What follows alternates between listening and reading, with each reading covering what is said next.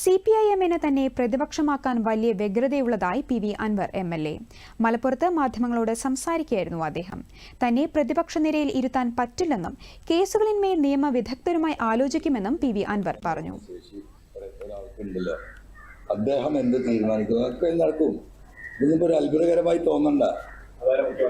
അല്ലാതാര് അദ്ദേഹത്തിന് എത്ര ശേഷിയുണ്ട്?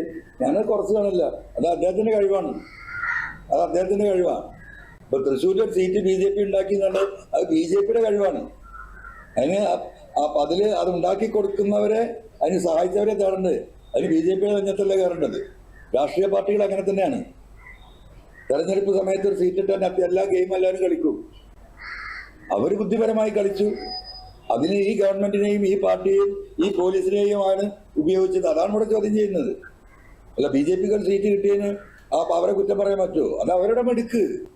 ആ മെടുക്കിന് കൂട്ട് നിന്ന് ഈ കള്ളക്കളി നടത്തിയ പോലീസും ഈ പറയുന്ന പൊളിറ്റിക്കൽ സെക്രട്ടറിയും.